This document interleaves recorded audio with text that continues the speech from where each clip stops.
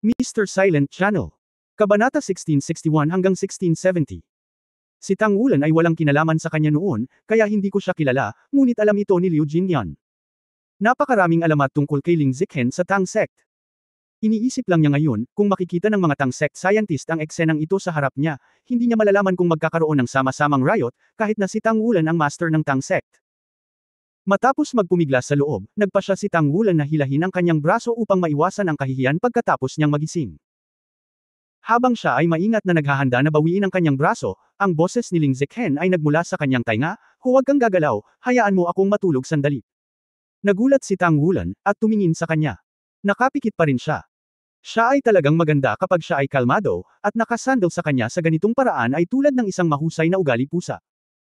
Ang gustong sabihin ni Tang Wulan, ibinuka niya ang kanyang bibig, ngunit sa wakas ay hindi niya ito sinabi, at ang paghinga ni Ling Zikhen ay naging mas pantay. Natuklasan ni Tang Wulan na kahit na si Ling Zikhen ay hindi isang makapangyarihang Soul Master, napakahusay niyang kontrolin ang kanyang katawan, kung hindi ay hindi niya mapapansin na gising na siya noon.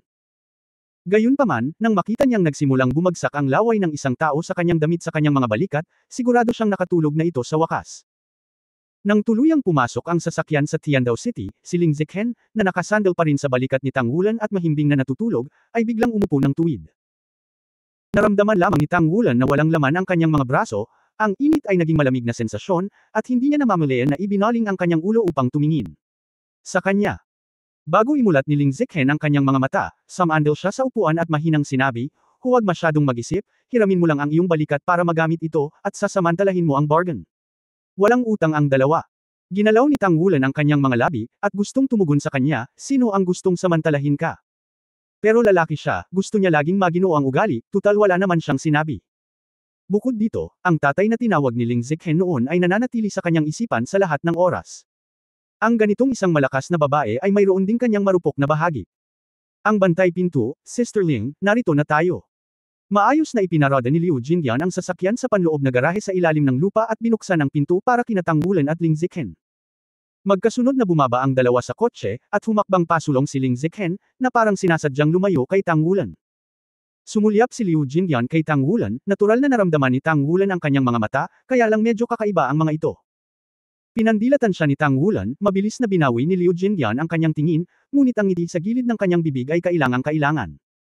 Dahil matagal na niyang kilala si Ling Zikhen kaya nakikita niya ang pagkakaiba ni Ling Zikhen at Tang Wulan.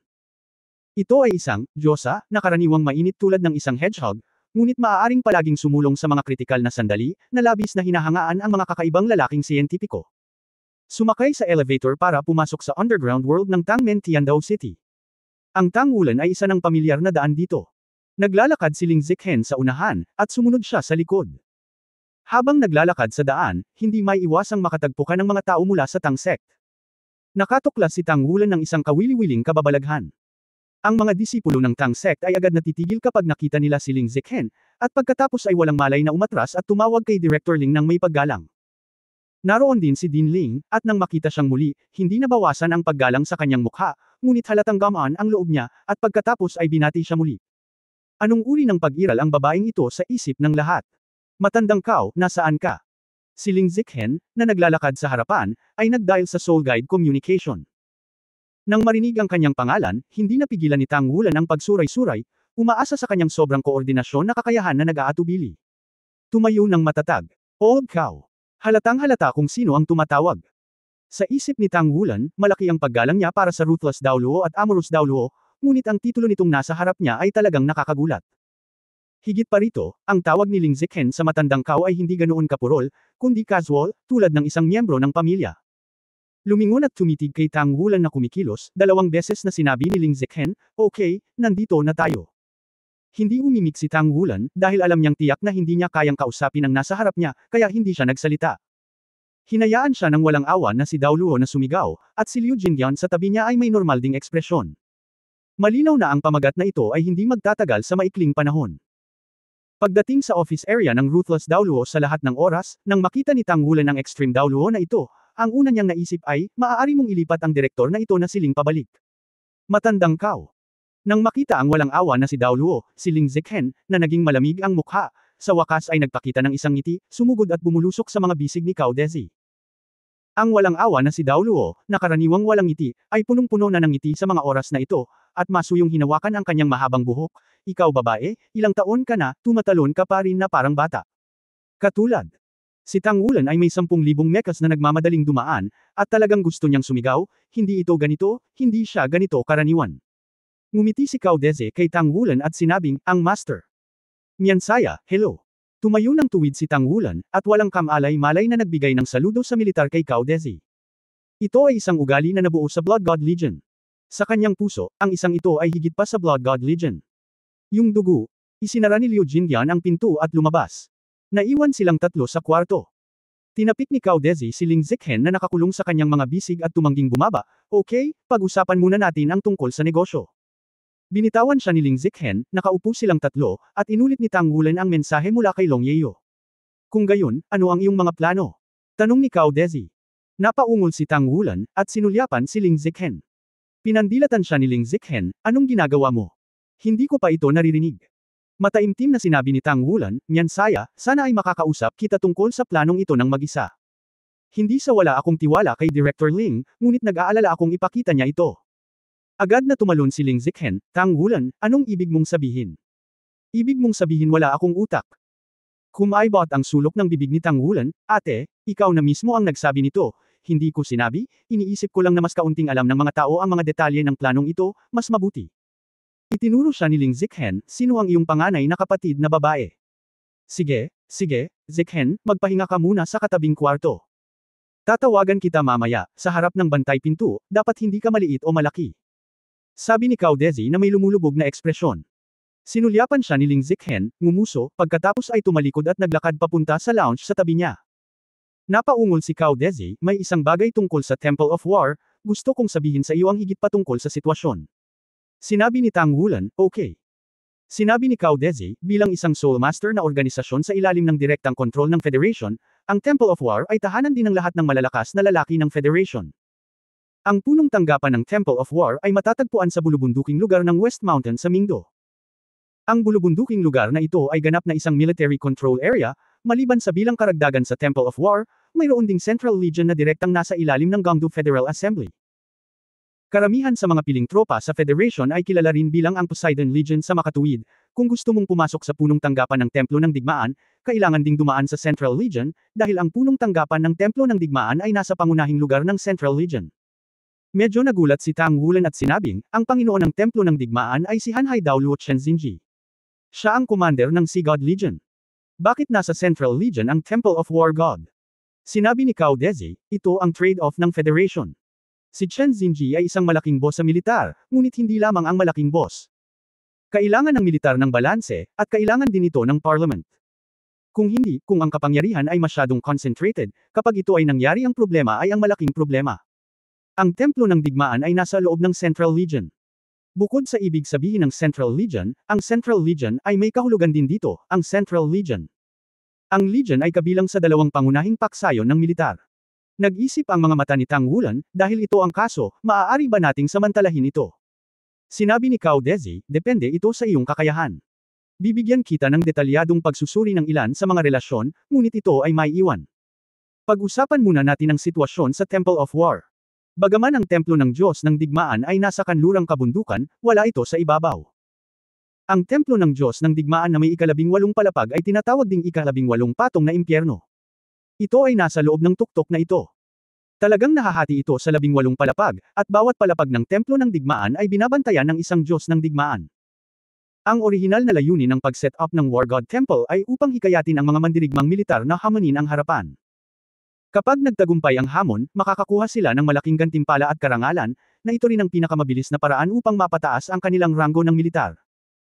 Hanggat sila ay mga formal na sundalo, kung mayroon silang kakayahang direktang makalusot sa ika-18 palapag ng War God Temple, kung gayon anuman ang kanilang orihinal na ranggo sa lipinan, maaari silang ma-promote sa ranggo ng general. Nagulat si Tang Wulan, Lieutenant General.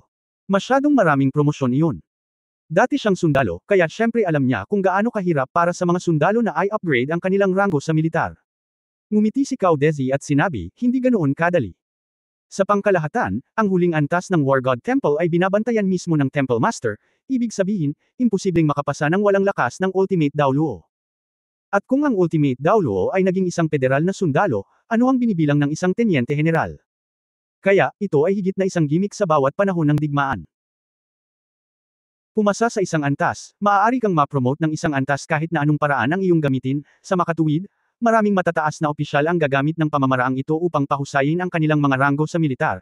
Sa madaling salita, para sa isang sundalo, ito ay isang malaking limitasyon upang ma-promote mula sa isang opisyal sa antas ng paaralan hanggang sa isang general. Ngunit kung sa oras na ito, maaari siyang makapasa sa unang antas ng templo ng digmaan, kung gayon ay maaari din siyang maging isang general. Mga sundalo na magsanay ng husto at gawin ang shortcut na ito upang mapabuti ang kanilang mga ranggo ng militar. Sinabi ni Tang Wulan, paano ang layout ng War God Temple? Anong uri ng mga hakbang sa proteksyon ang mayroon? Sinabi ni Cao Dezi, ang War God Temple ay May 18 palapag, ngunit mayroong hindi lamang 18 War Gods, ngunit marami ring mga War God Temple Masters. Ang bawat palapag ng War God Temple ay iba-iba. Ipapakilala ko sila sa iyo isa-isa. Ngunit may isang advantage ang War God Temple. Hanggat maaari kang pumasok sa unang palapag at simulan ang iyong paglalakbay sa War God Temple, kung gayon ang mga tao ng War God Temple ay hindi maaaring makapasok na ligtas sa mga tao ng War God Temple, kung gayon ang mga tao ng War God Temple ay hindi maaaring makapasok na ligtas, kung gayon ang mga tao ng War God Temple, kung gayon ay hindi makakapasok ang mga tao ng Central War Temple. Kahit na magkamali ang isang sundalo, kung makapasok siya sa War God Temple, hindi siya maaaring arestuhin ng militar bago siya lumabas, at sa tuwing dadaan siya sa isang War God Temple, mababawasan ang kanyang kasalanan kung makadaan ka sa 18 palapag ng War God Temple, maaari ka pang mapatawad. Nagulat si Tang Wulan, hindi ba nangangahulugan iyon na kung ang isang sundalo ay nakagawa ng isang malubhang krimen, ang War God Temple ay magiging isang larawan ng kanyang kanlungan. Sinabi ni Cao Dezi, ang parehong pangungusap ay nakasalalay sa lakas. Upang makapasok sa templo ng digmaan, anong uri ng lakas ang kailangan upang tunay na gawin itong isang ligtas na kanlungan? Sa pagiging seloso at puot ni Chen Xinji, ito ay talagang isang kasuklam-suklam na bagay. Kakaiba ang lumabas. Sa makatuwid, ang mga kriminal na sundalo na talagang makikinabang sa templo ng digmaan ay higit na mapapatawad. Ang sitwasyon sa Temple of War ay halatang mas komplikado kaysa sa inaakala ni Tang Wulan. Sa mga araw na ito, nakolekta din niya ang ilang buod ng sitwasyon ng Temple of War, ngunit karamihan sa mga ito ay mababaw. Kung ano ang sinabi ni Cao Dezi ngayon ay ang core. Medyo naiinip na si Ling Zichen sa meeting room. Noong una ay inakala niya na ang pag-uusap ni Tang Wulan at Cao Dezi ay tatagal lamang ng kalahating oras, ngunit sa isang kisap mata, 2 oras na ang lumipas, ngunit wala pang dumating. Ipaalam sa kanya na maaari siyang pumunta doon. Tang Wulan, bastard, wala kang ipinapaalam sa akin, hinihintay mo ako. Hoy, sinong gumawa sa atin ng sobrang irritable ni Xiao Zichen? Isang nakakatawang boses ang narinig. Tumangala si Ling Zichen at nakitang lumitaw si Amorous Daoluo sa kanyang harapan na nakangiti. Inikot ang kanyang mga mata, sinabi ni Ling Zichen, hindi ka ba natatakot na takutin ang mga tao kapag nagpakita ka ng ganito? Tumawa si Zhang Xin, natatakot ka pa rin bang matakot? Kung pipiliin mo ang pinakamatapang na tao sa Tang sect, tiyak na ikaw iyon. Bakit? Ano ang contradiction kay Wulan? Nang marinig niyang binanggit niya si Tang Wulan, hindi napigilan ni Ling Zichen na lumaban, malinaw na narito ang taong iyon para talakayin ang direksyon ng aksyon. Bilang isang kalahok, hindi niya ako pinayagang lumahok sa talakayan. Ito ba ay paghamak? Ngumiti si Zhang Xin, bagaman bata pa ang sect master, marami na siyang naranasan at may maingat na pag-iisip, kaya natural na magkakaroon siya ng kanyang mga ideya kung hindi mo hahayaang lumahok sa talakayan. Lumingon ka lang sa kanya, simula nang dumating siya sa Tang sect, hindi mo na ako sasaktan. Nagpout si Ling Zichen, mukhang isang batang babae. Kung nakita ni Tang Wulan ang kanyang hitsura na ganito, natatakot ako na mabigla siya. Lumapit si Zhang Xin sa kanya at hinawakan ang kanyang ulo, bakit hindi ka saktan? Noon pa man ay tinatrato ka na namin bilang sarili mong dugo. Okay. Kung talagang hindi ka nasisiyahan, tutulungan kita pabalik. Paano kung bugbugin mo siya? Kinagat ni Ling Zichen ang kanyang mga labi, siya ang master ng pinto, kaya hindi mo gagawin. Anyway, kaharap mo siya. Sinabi ni Zhang Xin, Zichen, huwag palaging bata. Pagkatapos maghintay sa akin at kay Cao sa loob ng 100 taon, ang hinaharap na Tang sect ay kakailanganin mo upang suportahan ito. Kayo ni Wulan ay magkasama ng matagal. Dapat mong panuurin ito. Siya ay mahusay. Ako at si Cao ay palaging nadama na ang orihinal na pagpipilian ay tama lang. Isang hakbang na mas maaga kaysa sa Shrek Academy at itinatag ang Wulan ng pagkakakilanlan. Ang kanyang mga balikat ay napakalaki din. Isipin mo ito mula sa ibang pananaw, kung ikaw ay siya, kung gayon, ano ang gagawin mo? Natigilan sandali si Ling Zichen. Si Tang Wulan sa kanyang mga mata ay mapayapa at tahimik, ngunit sa maraming pagkakataon, tila nag-iisip siya at hindi alam kung ano ang kanyang iniisip. Ngunit tila wala siyang panahon para sa kanyang sarili, maliban sa paglilinang at pag-iisip.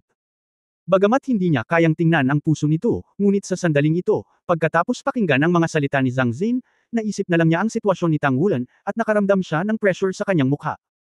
Ito ay dahil sa sobrang pressure niya kaya inaasahan namin na matutulungan mo siya sa nakaraan at maging makapangyarihang braso niya. Ikaw ang ubod ng karunungan ng ating Tang Sect, at ang pinaka-advanced na teknolohiya ng Tang Sect ay sa iyo. Kilala ka rin bilang ang unang siyentipiko sa kasaysayan ng ating Tang Sect.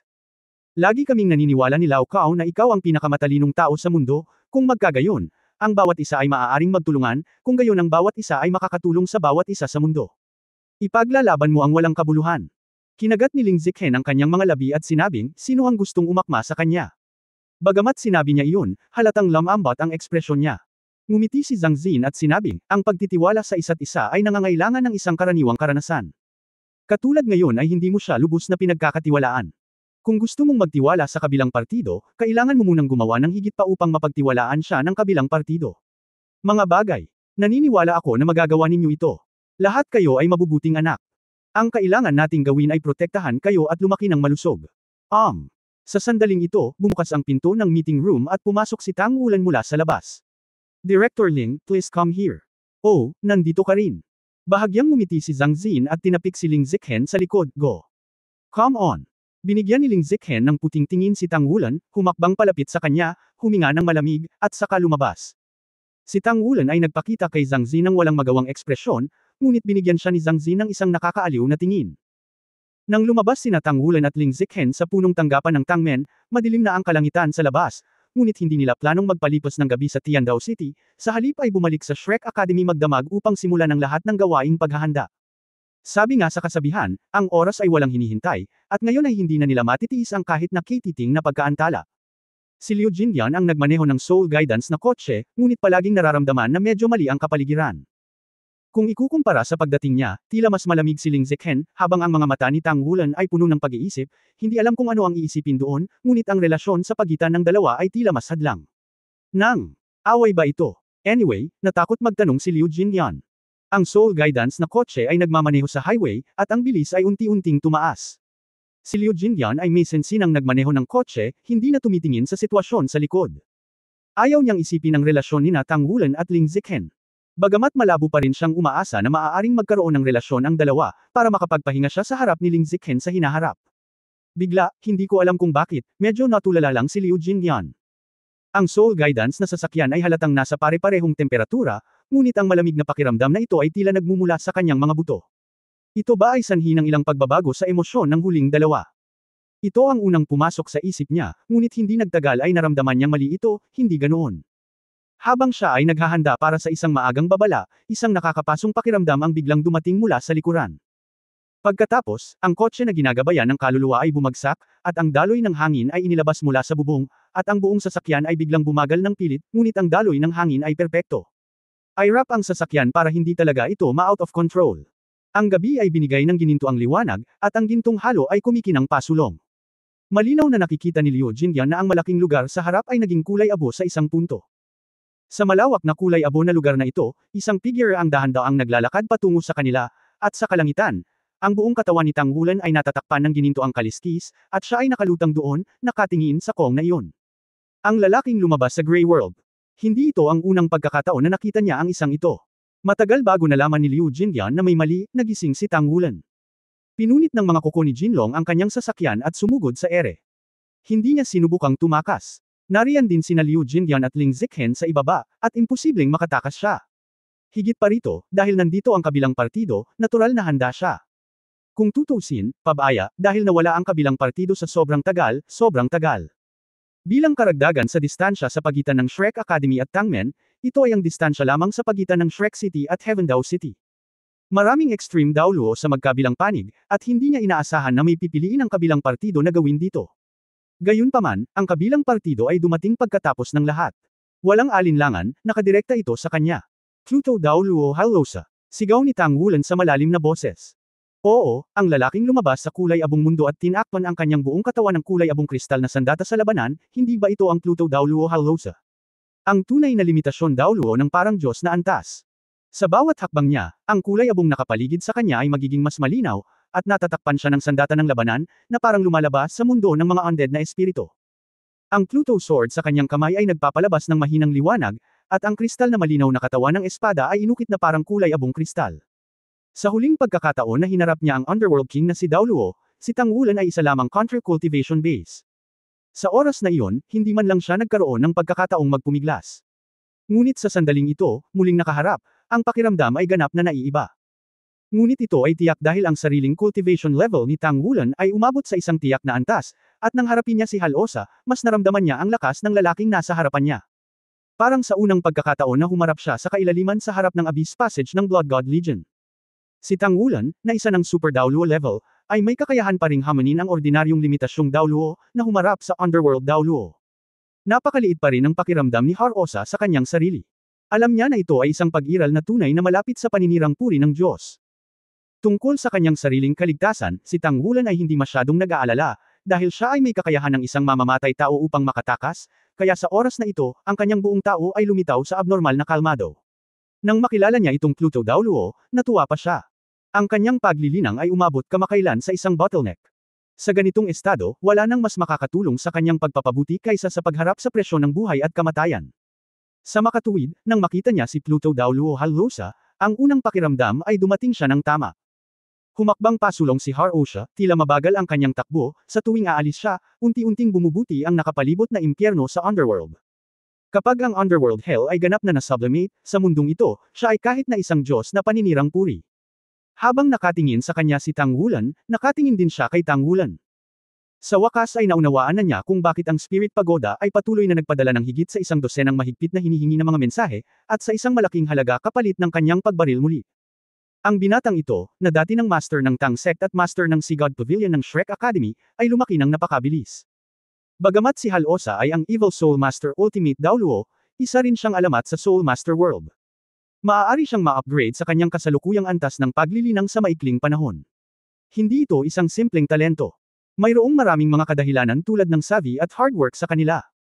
Hindi pa masyadong matagal mula noong nakita ko ang binata sa kanyang harapan noong huling pagkakataon, ngunit ang kabilang partido ay lumago mula sa isang counter hanggang sa isang antas ng Super Dao Luo. Si Tang Wulan, na nasuspine sa hangin, ay parang mainit na araw. Ang araw na ito ay puno ng nagninangas na pagbabago-bago ng dugo at mahinang pumipigil sa kanyang underworld na impyerno. Ang mas nakakatakot ay nakita niya ang potensyal ni Tang Wulan, at hindi niya makita kung saan ang kinabukasan ng binata sa hinaharap. Sa kontinente ng Dao Luo, ang Quasi-God ay malinaw na ang pinakahuli sa mundong ito, ngunit mula kay Tang Wulan, tila higit pa ang nakita niya kaysa sa pinakahuling ito. Ito ay hindi maaaring makatulong ngunit gumawa ng kanyang pagpatay layunin tumaas. Sa bawat oras na ang mensahe mula sa Spirit Spreading Pagoda, paulit-ulit nitong ipinahayag ang takot kay Tang Wulan, at paulit-ulit na sinasabi na kung hindi mareresolba ang binata na ito sa lalong madaling panahon, malaki ang posibilidad na lilito ang isa pang Great Sky Dao Luo. Sa oras na iyon, magkakaroon ito ng malaking epekto sa Spiritual Pagoda o sa Holy Spirit Sect.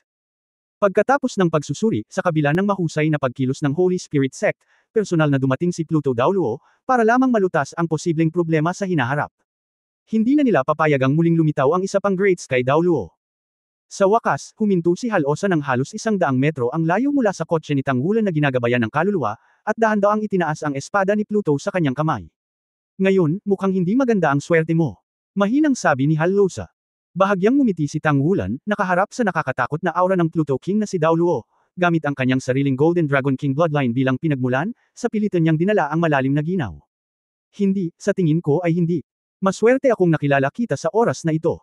Tiningnan ni Halosa ang magiliw ng ngiti ni Tang Wulan, hindi alam kung bakit, ngunit nakaramdam siya ng masamang pakiramdam sa kanyang puso. Nang maabot niya ang kanyang antas, tumpak na tumpak ang premonition sa dilim. Sa sandaling lumitaw ang masamang premonition na ito, agad niya itong isinaaktibo ng walang pag-aalinlangan. Sabay na itinaas ang dalawang kamay, ang kanang gitnang daliri ay bahagyang pamitik sa espada ni Hades, at lahat ng kulay abong nakapalibot dito ay biglang sumugod palabas na may malutong na tunog ng ding, tulad ng isang malaking lotus na namumulaklak, nagamulong palabas. Sa sandaling ito, si Tang Wulan sa kalangitan ay nahulog mula sa langit na parang gintong bulalakaw. Si Liu Jingyan na nakaupo sa kotse ay nakaramdam ng walang katulad na dagandong. Bagamat natipon niya ang kanyang espiritong kapangyarihan upang labanan ang pagsabog, ngunit ang kanyang ulo ay umuugong pa rin, at lahat ng nasa harapan niya ay ganap na naging ginto. Bumagsak si Tang Wulan mula sa langit at malakas na tumama sa lupa. Ang gininto ang alon ng hangin ay pumutok sa isang mainit na dragon, na naging isang malaking ulo ng dragon na may diameter na 10-10 metro at umuungal, na biglang hamarang sa kulay abo na nagmula sa frontal impact.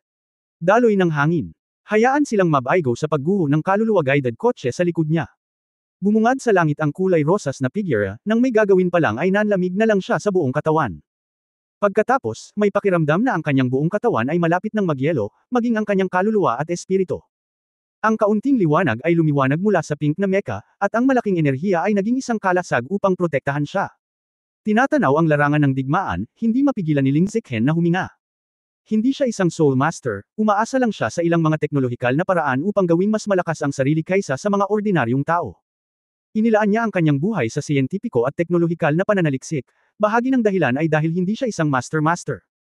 Palagi niyang nararamdaman na balang araw ang teknolohiyang binuo niya ay hihigit sa lahat ng soul masters, at gagawing yumuko ang lahat ng soul masters sa harap niya, at gagamit siya ng teknolohiya para malimpasan ang kanyang talento. Ginagawa niya ito sa lahat ng oras, at paulit-ulit na gumawa ng mga tagumpay. Sa prosesong ito ng tagumpay na nagbigay sa kanya ng higit na kumpiyansa. Gayunpaman, nang makita niya ang eksena sa kanyang harapan at mabilis na nasusukat ang intensity ng enerhiya na tumama lang sa kaibuturan, hindi niya naiwasang baguhin ang kanyang kulay.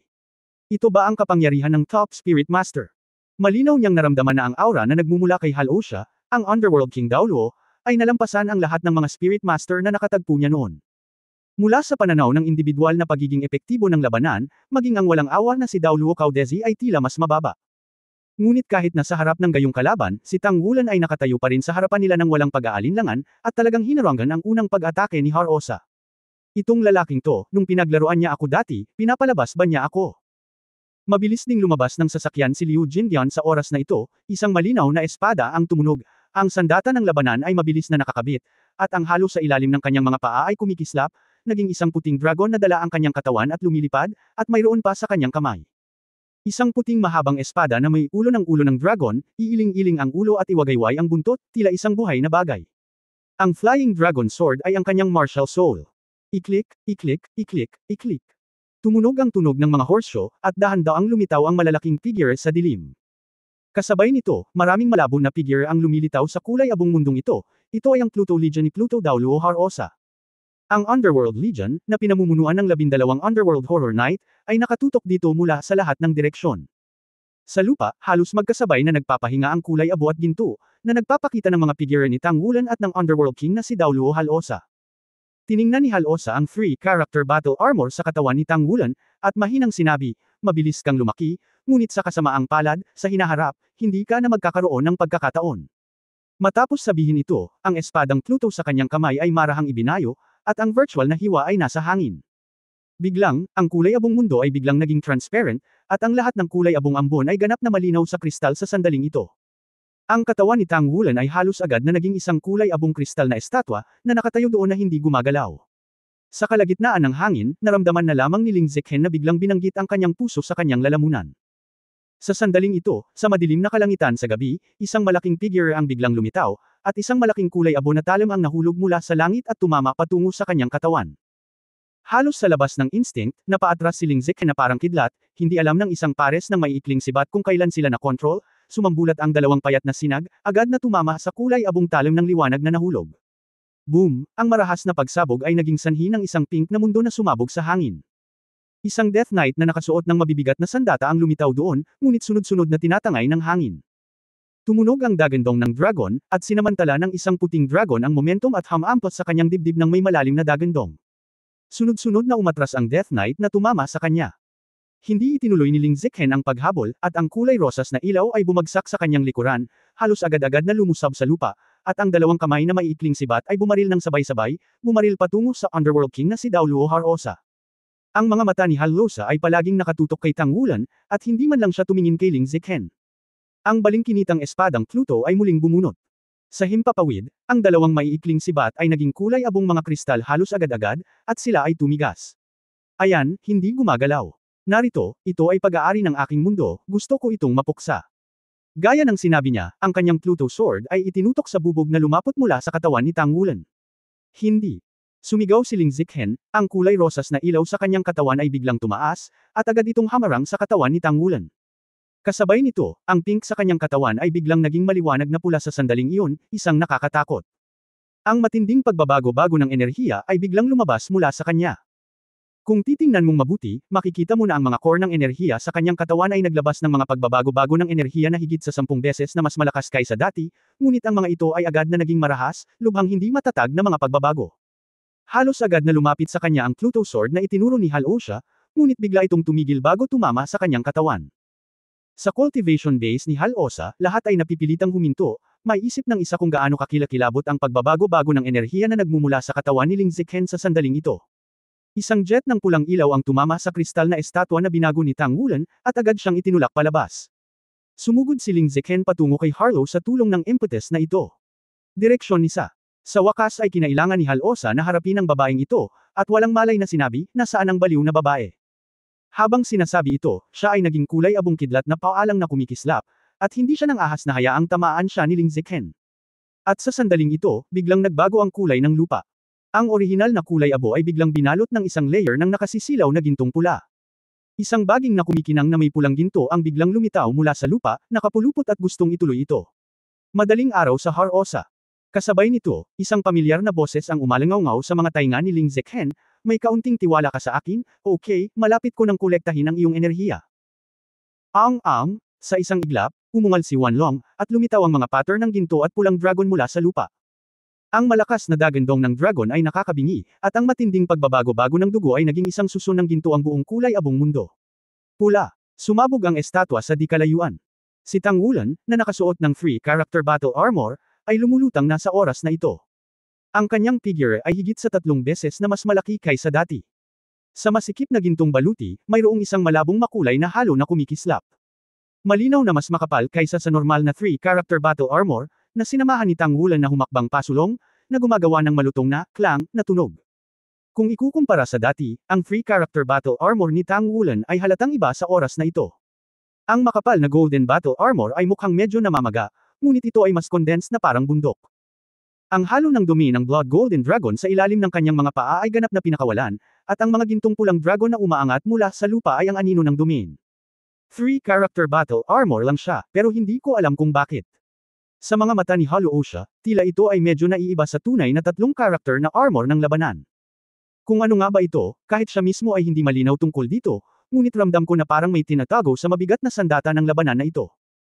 Ang slender golden dragon spear ay lumitaw sa pagkakahawak ni Tang Wulan, itinuro ang Pluto, at sa pag-akyat ng Blood Golden Dragon Domain, ang buong aura ni Tang Wulan ay tumataas, lalo na ang kanyang mainit na pagbabago-bago ng dugo, lalo pa. Umakyat sa sukdulan sa isang iglap. Isang malabong ngiti ang lumitaw sa kanyang mukha, kumislap ang mga mata ni Tang Wulan, at isang gininto ang pulang ilaw na 5 metro ang lapad ang kumalat mula sa kanyang mga paa, na agad na nag-uugnay sa pagitan niya at ni Har Osha. Naramdaman na lamang ni Hal Osha na ang hininga ng kanyang buong katawan ay biglang pinigilan, at ang napakalakas na pagbabago-bago ng sigla at dugo ng Golden Dragon King na dumadaloy mula sa lahat ng direksyon ay talagang pinigilan ang kanyang dugo. Sa susunod na sandali, ang gininto ang pulang sinag ng liwanag ay lumalapit na tulad ng isang mabagyong dagat. Ang nakakatakot pa ay sa sandaling palapit sa kanya ang mabagyong dagat, bigla itong napalitan ng isang punto at naging gilid ng Golden Dragon Spear. Ang daan patungo sa hari ay desperado. Ang dalawang self-made spear skills ni Tang Wulan ay perpektong pinagsama at pinagsama. Sa pagtaas ng dumi ng Blood Golden Dragon, isang hindi kapani-paniwalang kapangyarihan sa pag-atake ang sumambulat. Ang suntok na ito ay ganap na nasa antas ng Extreme Dao Luo. Sa oras na ito, natanggap na ni Ling Zichen ang kanyang supernatural na kapangyarihan, at halos hindi pinahintulutan ang kanyang espesyal na mecha sa antas ng Diyos na mag-stabilize, para lang makita ang eksenang ito. Sa kanyang larangan ng pangitain, tila may hindi mabilang na mga ginto at pulang dragon na bumangon, na nag-iisip ng isang malaking liwanag at anino bilang tagapagtanggol ni Tang Wulan, at si Tang Wulan mismo, na parang siya ang naging Panginoon ng mundong ito, ang isang shot na iyon ay hindi lamang umatake sa Pluto, kundi pati na rin malalim na nakatatak sa puso ni Ling Zichen. Hindi niya akalain na ang isang lalaki ay maaaring magpakita ng gayong dominanti at marangal na aura. Ito ba ay isang tunay na malakas na tao? Nagangat ng ulo si Har Osha, oo, parang kas-simple lang niyang ginawa bago dumating sa katawan niya ang gintong pulang sibat na ilaw. Ngunit sa sandaling itinaas niya ang kanyang ulo, ang oras at espasyo ay tila nagyelo sa isang iglap. Sa loob ng dumi ng Blood Golden Dragon ni Tang Wulan, biglang lumitaw ang malalaki at malalaking puting pattern na parang lambat, siksikan, at tila ang mga tao ay hindi sinasadyang magdulot ng matinding takot. Sa oras na ito, pumuti na ang mga mata ni Hal Osha. Ding! Ang Pluto Sword ay tila lumitaw sa posisyon na iyon.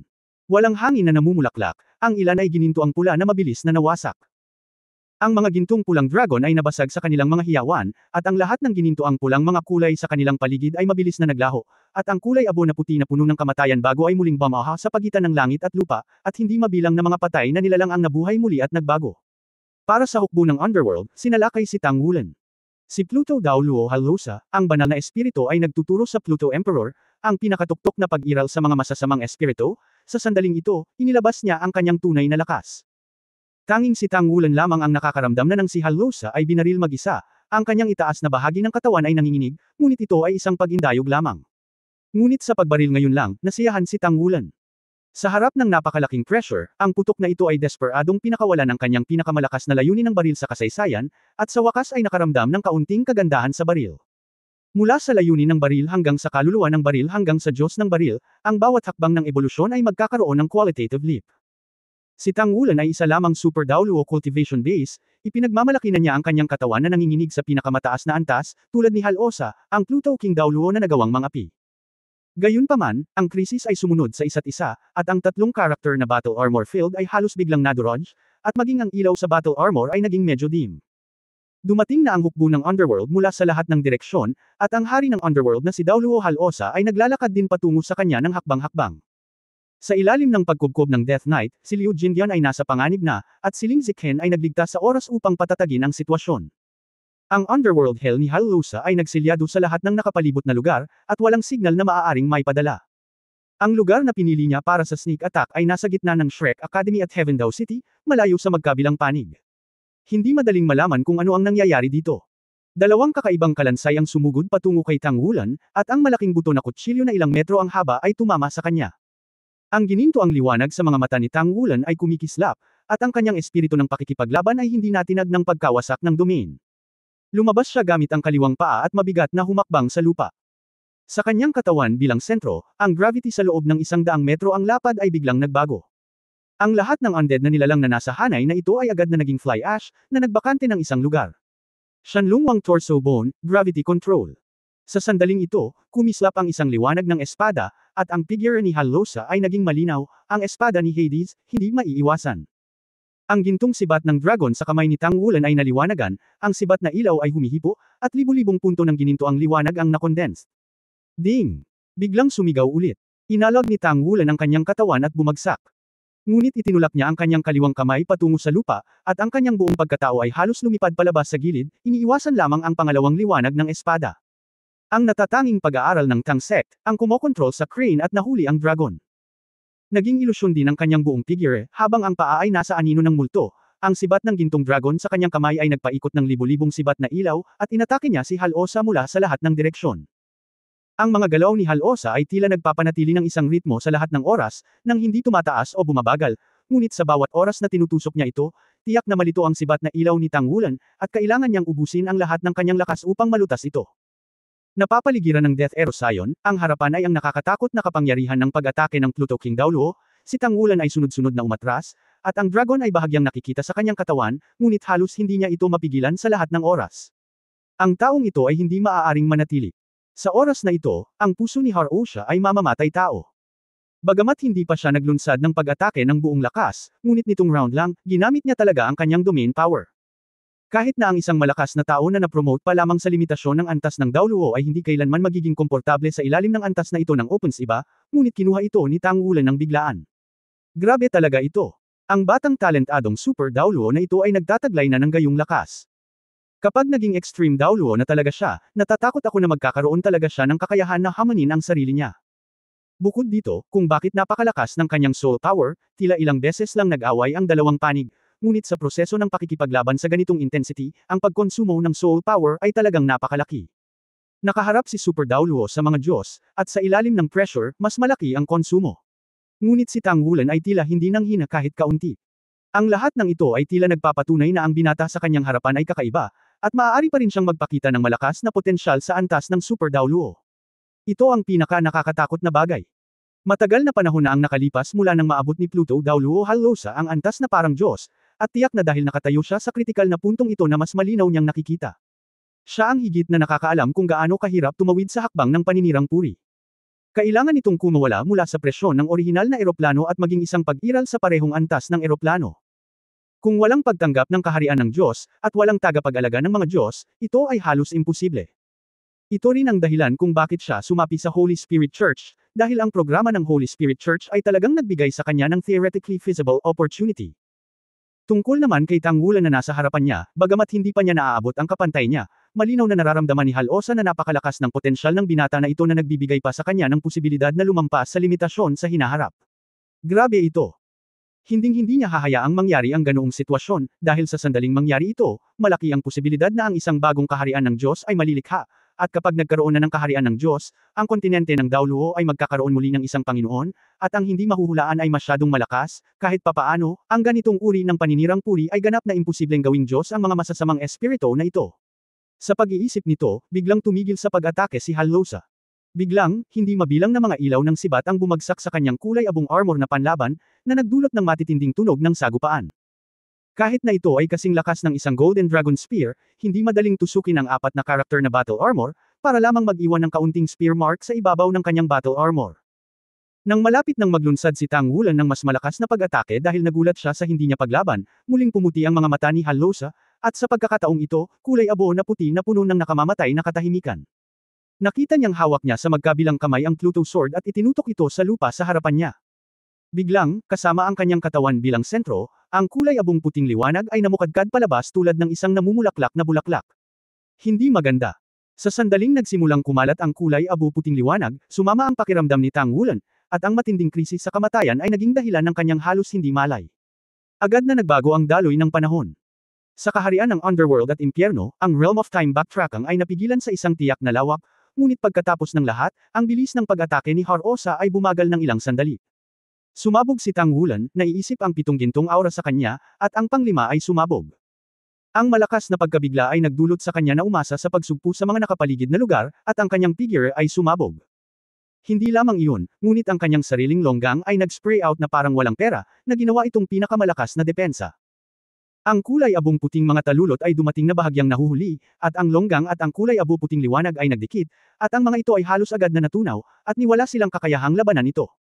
Hindi lang ang enerhiya ang matutunaw, maging ang espasyo ay, nakasentro sa katawan ni Halosa, kung saan dumaraan ang maputlang talulot, biglang naging itim ang paligid, puno ng kapangyarihang lumalamon. Pluto Dauluo Halosa, ang ikawalong espiritong kakayahan, patay Atlanta. Ang parehong ay ang ikawalong espirito kakayahan. Hindi na kailangan ni Tangulan na iwasan ang ikawalong espiritong kakayahan na inilabas ng isang kontra, ngunit gaano kakilakilabot ang ikawalong espiritong kakayahan na direktang inilabas ng isang maladyos, at maaari lamang itong harapin. Karanasan. Bagamat mabilis na nag-react si Tangulan, pagkatapos ng lahat, ang kanyang katawan ay medyo nabahira ng kulay abong puti. Ang kanyang sariling sandata sa labanan ay agad na nagpakita ng isang malakas na kapangyarihan sa pagtatanggol, at nais niyang labanan ng kulay abong puti. Gayunpaman, ang kulay abong liwanag ay parang Tarsal Maggot. Hindi man ito direktang masisira tulad ni Longgang, mabilis din itong nabura. Ang lugar kung saan nagsimulang maging kulay abo at puti ang battle armor ni Tangulan. At may posibilidad na lumambot. Sa sandaling ito, isang serye ng mga electric glows ang nag-spray sa katawan ni Tangulan. Sa una ito ay isang azul-purple electric glow, ngunit pagkatapos, sa kailaliman ng azul-purple electric glow, isang serye ng mga makulay na halos ang ginawa sa Thunder GG. Hindi siya umatake sa labas, ngunit binomba ng lahat ang kanyang sarili. Kung saan sinabi ng makukulay na sinag ng liwanag, sa wakas ay nasugpo nito ang pagkalat ng nakakatakot na kulay abo puti, ngunit mabilis din itong nabawi ng dalawang panig. Huminga si Tangulan ng malamig na hangin. Ang makukulay na sinag ng liwanag ay ang mga elementong naranasan niya sa tuwing siya ay huwad sa kalangitan.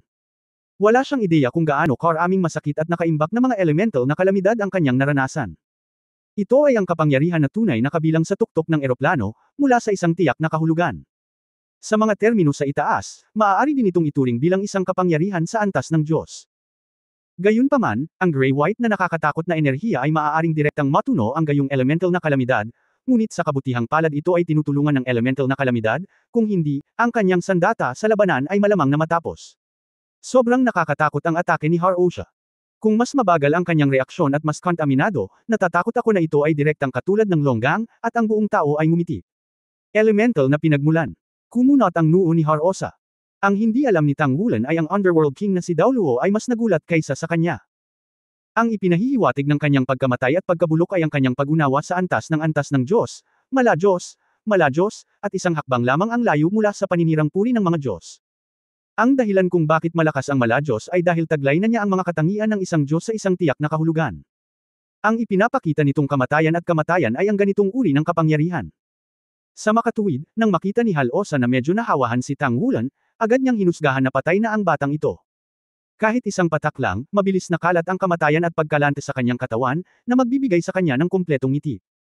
Ngunit hindi niya inaasahan na si Tang Wulan ay maaaring maglabas ng napakaraming elemental na kapangyarihan sa kanyang katawan, at talagang hugasan ang kanyang sariling kamatayan at pagkabulok. Dapat mong malaman na ang kapangyarihan ng Diyos ng kamatayan na nakapaloob sa kamatayan at pagkabulok, hindi ito magagamit ni Har-Osha ng tuloy-tuloy, at kumonsumo ito ng marami sa kanya. Nagkatinginan ng magkabilang panig, at sa ilalim ng kalmadong tingin sa ibabaw, ang mga puso ay magulo. Ang Pluto Sword ay hinugot at tumalbog, at isang sword light ang kumislap sa kalangitan sa isang iglap, sa paglapit ni Tang Wulan. Pagkatapos ay nakita ni Tang Wulan na ang ikasyam na singsing ng espiritu sa katawan ni Hal-Osa ay lumiwanag. Hindi, tapos na. Mula sa kamatayan at pagkabulok, nakita niya na talagang imposible para sa kanya na labanan ang ikasyam na kakayahan ng espiritu ni Hal-Osa, at iyon ay halos isang mortal na sitwasyon. Ang ikinagulat ni Hal-Osa ay si Tang Wulan ay hindi sumubok na lumaban o tumakas sa sandaling ito, ngunit lumingon sa kalagitnaan at biglang inihagis sa kanyang kamay ang gintong sibat ng dragon. Ang putok na ito ay hindi nakatutok kay Hal-Osa, ngunit lumipad sa ere. Pumasok na si Hal-Osa sa paghahanda ng kanyang ikasyam na kakayahan sa espiritu sa oras na ito, handa na siyang gumastos ng maraming pera, at mabilis din niyang pupugutan ng ulo ang batang ito, nang hindi binibigyan ng kahit kaunting pagkakataon na makatakas. Ang gininto ang liwanag ay halos kumislap, na tumusok sa isang Death Knight, at ang nakakatakot na lakas ng paglunok maging ang ganitong uri ng enerhiya sa ilalim ng mundo ay mabilis na nilamon at hinigop. Bilang host ng Golden Dragon Spear, si Tang Wulan mismo ay agad na nakaramdam ng pagdagsa ng enerhiya sa kanyang katawan, at habang hinahagis ang Golden Dragon Spear, isang gintong liwanag ang lumitaw sa kanyang harapan, na humaharang lamang sa kalsada ng Hades, Dauluo-Haruo. Ang liwanag ng espada mula kay Sa. Om. Ang gininto ang liwanag ay nanatiling hindi gumagalaw, ang liwanag ng espada ay natural na naglaho, at talagang hindi nito kayang supilan ang gininto ang liwanag. Ang gininto ang liwanag ay mabilis na tumigas, at ito ay ipinasok sa lupa ng matuwid, ang katawan nito ang hamarang sa pag-atake ni Har-Osa. Ito ay isang gintong trident na kumikinang na may makikinang na ginto. Ang trident ay nakasentro sa ilalim ng pangunahing talam, at ang malaking bato na hugis brilyante ay kumikinang ng maliwanag. Hindi ba ito ang Poseidon Trident? Itinaas ni Tang Wulan ang kanyang kamay at hinawakan ang Sigurd's Trident. Dahil sa kombinasyon ng dalawang beses na pagpasa sa siyam na pagsusulit ng Sigurd, naramdaman niya kaagad na parang isinama siya sa artifact na ginamit ng kanyang ama. Paglabas, ang Sigurd's Trident ay kumaway, at ang mga bilog ng gintong liwanag ay naghalo sa kaliwa at kanan, na agad na sumasakop sa buong espasyo. Ang lahat ng kulay abo at puting kapangyarihan ng domain, sa ilalim ng ritmo ng gininto ang halo, ay hindi ito mapigilan. Tila ang dalawang panig ay hindi sa parehong espasyo. Ang mga mag-aaral ni Har-Osa, na naghahanda para sa ikasyam na kakayahan ng espiritu, ay agad na lumiit, at tatlong salita ang agad na lumitaw sa kanyang isipan, sobrang artifact. Ang artifact ay kailangang isang sandata na ginamit ng mga Diyos, o may isang tiyak na kapangyarihan ng mga Diyos. Pagkatapos, ang sobrang banal na sandata, hindi bababa sa nangangailangan ng pagkakaroon ng mga Diyos sa o higit sa antas ng mga Diyos sa maalamat na God Realm bilang pangunahing sandata. Kahit sa buong Daoluo continent, alam ni Hal-Osa na mayroon lamang isa o dalawang super artifact, ngunit hindi niya inaasahan na ang Tang Sect Master at ang Sigurd Pavilion Master ng Shrek Academy ay may hawak talaga nito. Alam mo, ang pagkakaroon ng isang super artifact ay malamang na ibalik ang mga bagay. Kahit na ito ay isang Mala-Diyos, maaaring hindi ito makapagbigay lugod sa kanya sa harap ng isang napakasagradong sandata. Matatag na tinalikuran ang ikasyam na kakayahan ng espiritu, mabilis na pinatalbog ni Har-Osha ang espada ng Hades sa kanyang kamay, sinusubukang ituro ang mga bilog ng gintong halo. Gayunpaman, ang nakapalibot na kalawakan ay tila naging patong-patong sa isang iglap, halos sa isang iglap, naramdaman niyang hindi siya makagalaw, tanging ang napakalaking gintong trident na bumagsak sa kanyang katawan ang kanyang natatanaw. Boom! Lumipad palabas ang katawan ni Hal-Osa na parang baseball na hinampas. Sa sandaling ito, mapatla din ang mukha ni Tang Wulan. Pagkatapos niyang iling ang kanyang katawan, narating na niya ang gilid ni Ling Ziqen at Liu Jinyan. Ang gininto ang trident sa kanyang kamay ay natangay, at isang singsing ng walang kapantay na gininto ang liwanag ang sumabog, na pinalayas ang lahat ng mga Death Knight na kinubkob sila. Sa susunod na sandali, ang aquamarine na ilaw ay kumikislap, na bumabalot sa katawan ng tatlong tao. Sa sandaling kumislap ang ilaw, nawala na sila sa iisang lugar. Inilabas si Har-Osha sa malayo sa loob ng isang buong kilometro, hindi alam kung ilang bato at puno ang nabasag bago siya tumigil. Nang huminto ang kanyang figure, nawala ang gintong halo sa kanyang katawan. Sa katunayan, ang gintong halo na ito ay kinokontrol lamang siya ng kaunti pa sa isang segundo. Hindi niya ganap na nakontrol ang super sacred tool. Ito ang unang pumasok sa isip ni Hal-Osa, at ang sumunod na reaksyon ay pagkalungkot, dahil bigla niyang naunawaan na ang isang Super Daoluo, paano nga ba nito makokontrol ang isang Super Sacred Tool? Kahit nasa kanyang cultivation base, hindi niya alam kung gaano karaming pagsisikap ang kinakailangan upang makontrol ang sobrang artifact. Kung gusto mong gamitin ang Super Artifact, kailangan itong kilalanin ng Super Artifact. Sa makatuwid, kung siya ay naglunsad ng isang counterattack ngayon lamang upang palabasin ang ikasyam na kakayahan ng espiritu, malamang na ang kakayahan ng kaluluwa ni Tang Wulan ay hindi na maipapalabas, at ang kapangyarihan ng sobrang banal na sandata ay hindi magagamit. Isang matinding panghihinayang ang lumitaw sa kanyang puso. Ang panghihinayang na ito ay hindi dahil nabigo siyang samantalahin ang pagkakataong ito para patayin si Tang Wulan, ngunit dahil nabigo siyang samantalahin ang pagkakataong makuha ang sobrang artifact na iyon. Para sa isang maladyos, ang isang sobrang artifact ay hindi maisip. Masasabi pa nga na kung makukuha niya ang super artifact na ito at makabisado ito, malamang na malagpasan niya ang pagsupil sa eroplano gamit ang sarili niyang kapangyarihan, tunay na maging isang Diyos, at lumikha pa ng sarili niyang Diyos na kaharian, at hindi lamang isang simpleng maliit na eroplano. Maging si Pluto Daoluo Har-Osa mismo ay hindi inaasahan na ang operasyong ito ay makakatagpo ng ganoong sitwasyon. Gayunpaman, pagkatapos ng isang maikling pagsisisi, ang kanyang puso ay nagsimulang maging masigasig muli. Napakalaki ng atraksyon ng Super Divine Weapon sa kanya na nahihigitan pa nito ang ginagawa ngayon ng Holy Spirit Church. Dahil ang sobrang artifact ay kayang kontrolin ng mag-isa, nang hindi umaasa sa pagkakaroon ng ibang tao.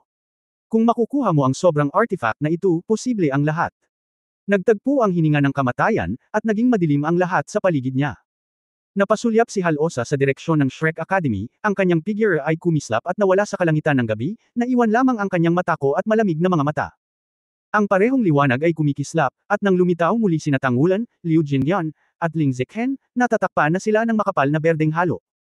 Nagulat sina Liu Jinyan at Ling Ziqan nang makitang may mga alon ng tubig sa paligid, at napapaligiran ng berdeng ilaw na ito, hindi nila kailangang mag-alala tungkol sa kanilang kawalan ng kakayahan na huminga. Nasaan ito? Hindi malay na tanong ni Ling Ziqan. Tahimik na kilos ang ginawa ni Tang Wulan sa kanya, at pagkatapos ay mabilis na sinabi, aalis ako sandali, hindi masyadong matagal. Dapat kang bumalik at hintayin muna ako. Gaya ng sinabi niya, ikanaway niya ang kanyang mga kamay, biglang, sa matinding pagmamadali, lumipad palabas si Ling Ziqan at Liu Jinyan na parang mga kanyan. Naramdaman na lang ng dalawa na umiikot na ang langit, at sa sumunod na sandali, gamaan ang kanilang katawan, hindi nila alam kung kailan sila lumipad sa ere. Si Liu Jinyan ay isang Soul Daoluo, at si Ling Ziqan ay may level Diyos na mecha sa kanya. Nagmamadaling kinontrol ng dalawa ang kanilang mga katawan, napagtanto na nasa itaas nga pala sila ng Sea God Lake sa mga oras na ito. Hindi malayo, hindi ba Shrek Academy? Paano ito bumalik? Ano ang nangyayari? Nagkatinginan ang dalawa sa hangin, at nang tumingin sila sa lawa, ang tanging nakita nila ay isang kislap ng gintong liwanag. Direktor Ling, ano ang dapat kong gawin? Bumalik ka muna sa kolehiyo, huwag mong sasabihin kahit kanino ang mga pangyayari ngayon, lalo na ang sitwasyon na kababalik mo lang.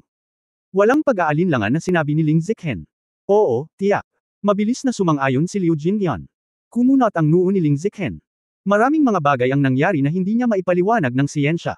Bilang isang siyentipiko, wala nang mas masakit pa rito.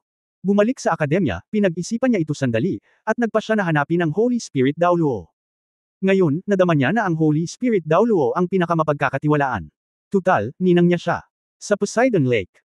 Yumuko lang si Tang Wulan sa puno ng buhay na nagpabalik sa kanya, at sa sumunod na sandali, nawala siya sa ilalim ng kumot ng gintong liwanag. Bilang isang sobrang artifact, ang Golden Trident ay hindi napakadaling gamitin. Kung ginamit lamang ito bilang isang normal na sandata, si Tang Wulan, na nakapasa sa dalawang pagsubok ni Poseidon, ay magagamit na. Ngunit kung gagamitin niya ang ginintoang Trident para palabasin ang mahiwagang kasanayan tulad ng Undefinite Storm, muli niyang haharapin ang pagsubok, kahit isang pagsubok lang ang dapat lampasan bago siya makabalik muli, at kapag nabigo ang pagsubok, mawawala sa kanya ang karapatang gamitin ng Golden Trident. Kung siya ay nag-iisa ngayon, maaari siyang bumalik sa Shrek sa pamamagitan ng teleportasyon ng sinaunang puno ng buhay anumang oras, ngunit nandoon pa rin sina Liu Jinyan at Ling Ziqan hanggang ngayon, at hindi niya sila madadalo kung hindi niya maalis si Har-Osa. Sa makatuwid, sa desperasyon, nang maramdaman kung hindi ko na ito kayang labanan, ginamit ko ang hindi tiyak na bagyo para kontrolin si Har-Osa sa maikling panahon, at binigyan ko ang aking sarili ng pagkakataong mag-teleport pabalik. Ang pagbabalik ng dalawang tao ay hindi gaanong magpapakarga sa kanya, ngunit ang pagkonsumo ng sinaunang puno ng buhay ay tataas ng malaki. Sa makatuwid, ang kakaharapin niya sa oras na ito ay ang ikatlong pagsubok ni Poseidon. Ang gintong liwanag ay kumikislap, at sa isang iglap, si Tang Wulan ay ganap na nakapasok sa isang gintong mundo. At ang mundong ito ay hindi nagtagal. Sa malabo, parang may narinig siyang tawag, napakabait ng tawag, at higit pa sa mga kamag-anak, parang may boses ng ama, at parang may nanay din. Sa susunod na sandali, ang lahat sa paligid niya ay biglang naging malinaw, at ang lahat ng ginto ay nawala, at pagkatapos ay nakakita siya ng isang lubhang nakakagulat na eksena. Hindi mabilang na mga lambak ang lumitaw sa kanyang paningin. Ang mga lambak ay mukhang hindi maarok. Sa paligid ng napakalaking lambak na ito, walang mga halaman, lahat ay madilaw-dilaw na kayumanggi, na nagbibigay sa mga tao ng isang napaka-depressed na pakiramdam. Sa pagtingala sa langit, may tatlong araw talaga sa langit, dalawa sa mga ito ay kulay ube at ang isa ay puti, na nagliliwanag at nagbibigay liwanag sa mundo na may kakaibang pakiramdam. Walang kamalay-malay na gustong igalaw ni Tang Wulan ang kanyang katawan, ngunit nalaman niyang nakakakita lang siya ngunit hindi makagalaw ng kalahating minuto. Sa sumunod na sandali, nakita niya ang isang pamilyar na figure. Ang asul na mahabang buhok ay nakakalat sa likod ng kanyang ulo, at siya ay mukhang pagod, tanging ang kanyang mga mata pa rin ang lubos na matigas. Tumayo siya sa tuktok ng bundok at tumingin sa malayo. Ang buong katawan ay naglalabas ng malabong bughaw gintong halo. Bagamat mukhang pagod at marami pang galos sa katawan, tuwid pa rin ang bewang. Kasunod ng kanyang tingin, nagulat si Tang Wulan nang makitang sa di kalayuan, hindi bababa sa 10,000 metro ang layo, mayroon ding figure na nakatayo sa tuktok ng bundok. Hindi lang isa, may ilan pang figure sa tuktok ng mga kalapit na bundok. Matangkad at matangkad ang figure sa harap, na may hawak na mahabang stick sa kamay.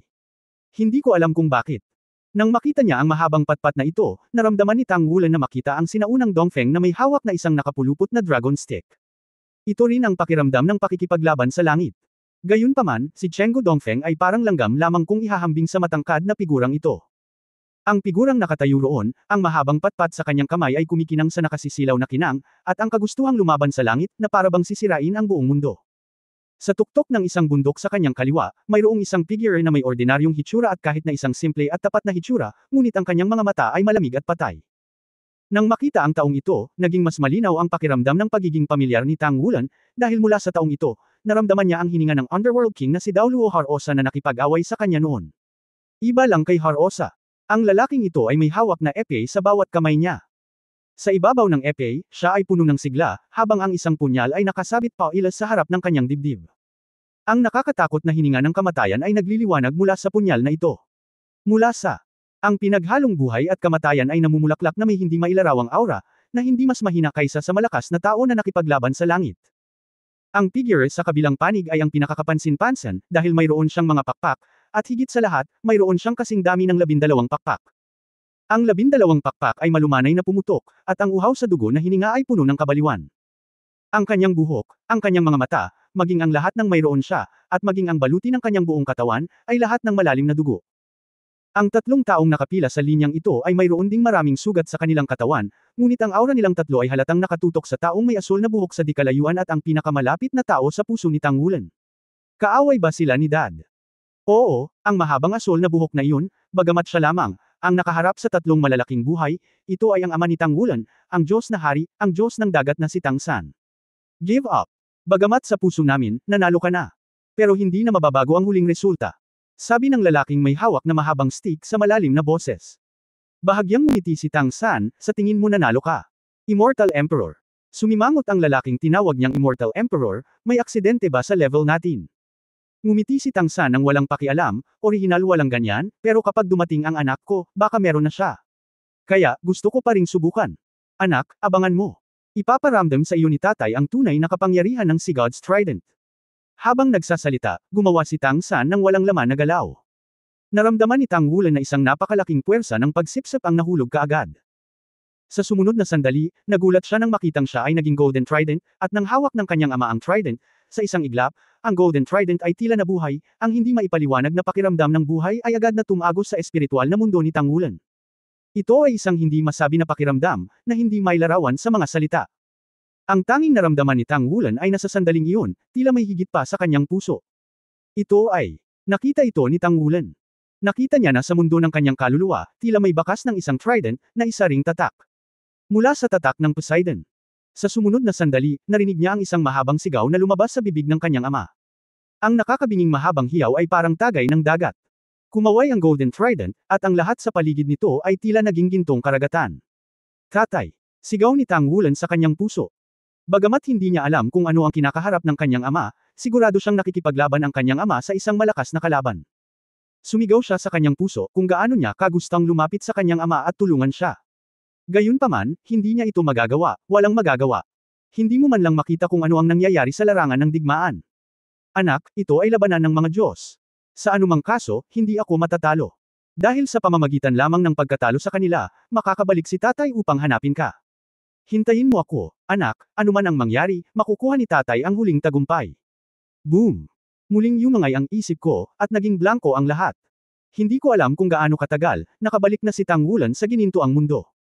Ang si God Trident na nagniningning na may maningning na gininto ang liwanag ay nakatayo sa kanyang harapan, ngunit may mga hindi mabilang na peklat na nakakurus sa walang katulad na sagradong trident sa puso ni Tang Wulan.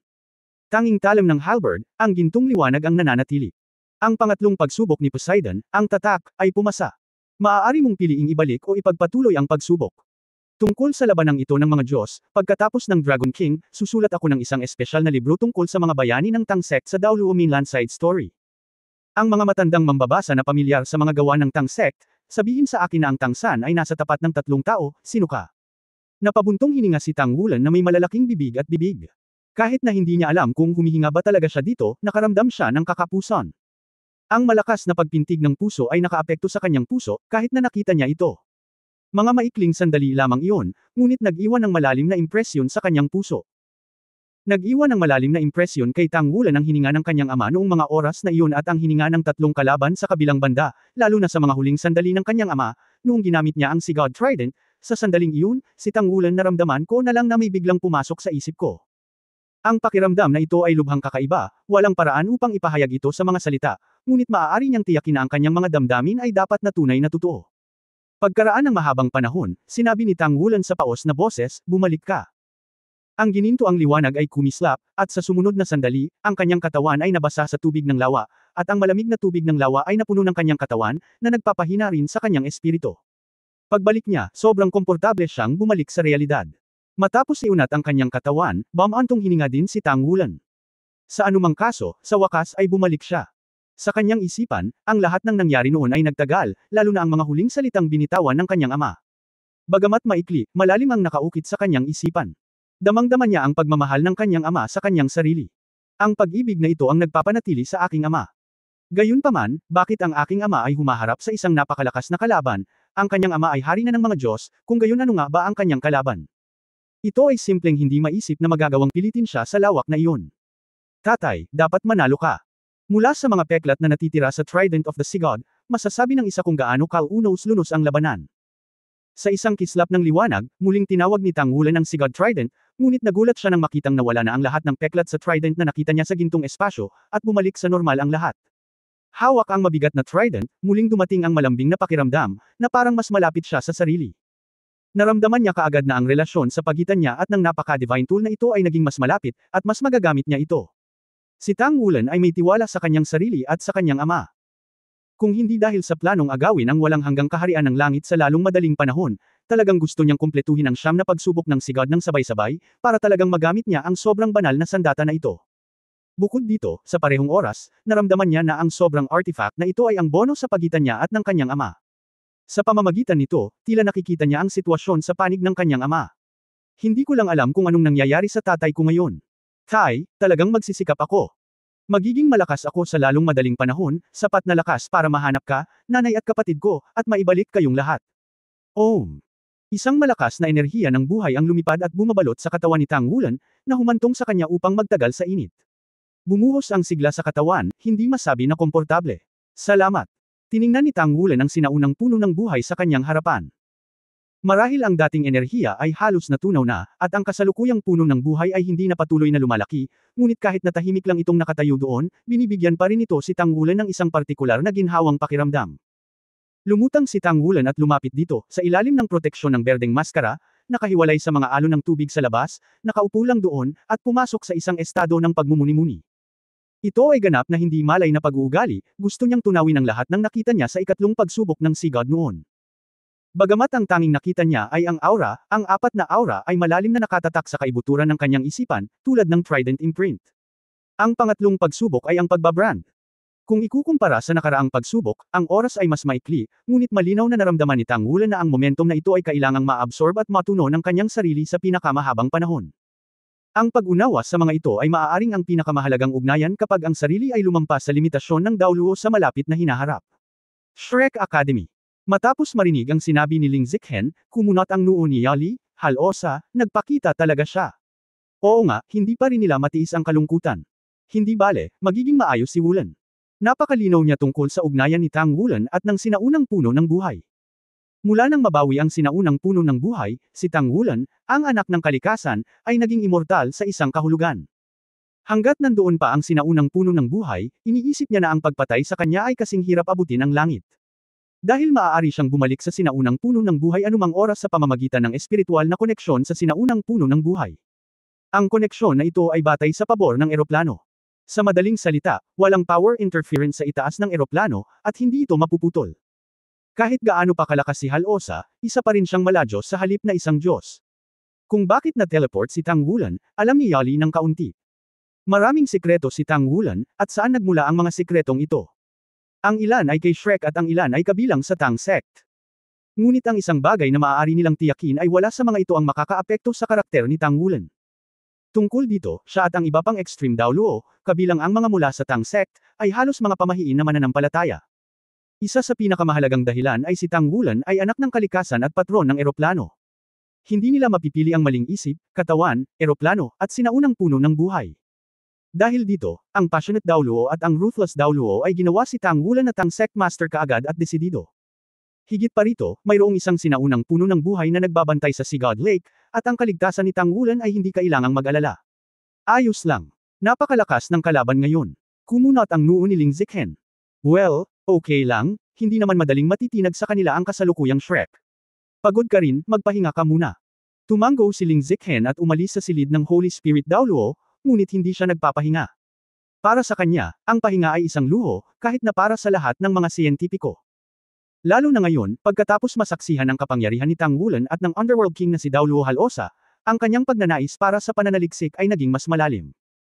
Ang ilang mga pag-aaral na pumapasok sa isang kritikal na sandali ay naapektuhan pa ng ugnayan ngayon.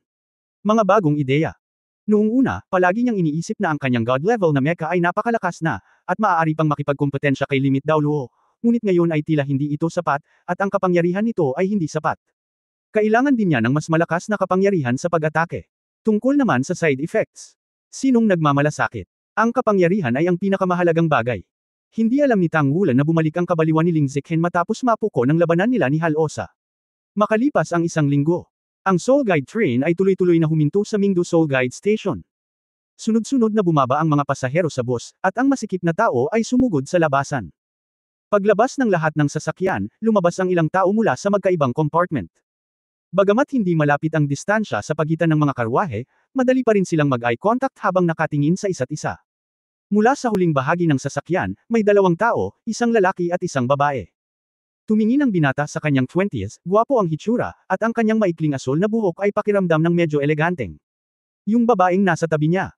Siya ay mainit, nakasuot ng leather jacket, perpektong binalangkas ang kurbo ng orihinal na napakagalaw na figure, hawak ang braso ng binata na may bahagyang ngiti sa kanyang mukha. Kung makakakita ng ganitong eksena ang isang pamilyar sa kanya, magugulat siya. Dahil ang taong ito ay walang iba, ngunit si Ling Zichen, direktor ng Tangmen Soul Guidance Science and Technology Research Institute, ay kasing kahulugan ng mga salitang ito, mainit, marahas, at baliw. Ngunit ngayon siya ay medyo tulad ng isang ibon, saan may anumang kabaliwan. Hindi man lang naglagay ng make-up si Ling Zichen, ipinapakita lang ang kanyang tunay na kulay. Sa katunayan, hindi na kailangan. Siya ang palaging nangungunang lihim na pag-iral sa loob ng Tang Sect, at hindi niya kailanman ipinakita ang kanyang mukha. Sa makatuwid, sa ilalim ng kanyang sariling malakas na kahilingan, hindi siya nagpanggap na nagbago. At syempre walang ibang nakahawak sa kanya, si Tang Wulan iyon. Ang malalim na pagmumuni-muni ni Tang Wulan sa Sea God Lakeland ay tumagal ng 3 buong araw bago siya nagising. Pagkatapos noon, ginawa niya ang plano para sa pagkilos na ito at mabilis na umalis. Ngayong narating na ng Poseidon Core ang lugar kung saan matatagpuan ang North Sea Fleet, masinsinan itong naghahanda para sa digmaan. Kakailanganin ng maraming oras upang pakilyusan ang hukbo upang maglunsad ng isang ekspedisyon. Iba't ibang paghahanda sa supply ng logistic, kasama ng mga paglilipat at pagsasanay ng mga tauhan. Ang pangkalahatang deployment ay tumatagal ng oras upang makumplito. Sa makatuwid, ayon sa mga kalkulasyon ng Tang Sect, ang oras na ito ay tatagal ng mga 3 buwan. Kahit na ang lahat ay pinasimple at ang lahat ay bumilis, ito ay aabutin ng 2 buwan sa pinakamaikling. Ngunit para sa Tang Sect at Shrek, hindi sila makapaghintay. Kung hindi nila makuha ang Eternal Kingdom, magiging malaking banta ito sa digmaan at sa bagong itinayong Shrek.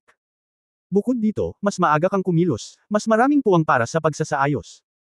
Sa makatuwid, sa ilalim ng sitwasyong ito, ang grupo nila ay tahimik na pumunta sa Mingdo, at pumunta dito sa pamamagitan ng iba't ibang pagkakakilanlan at makeup.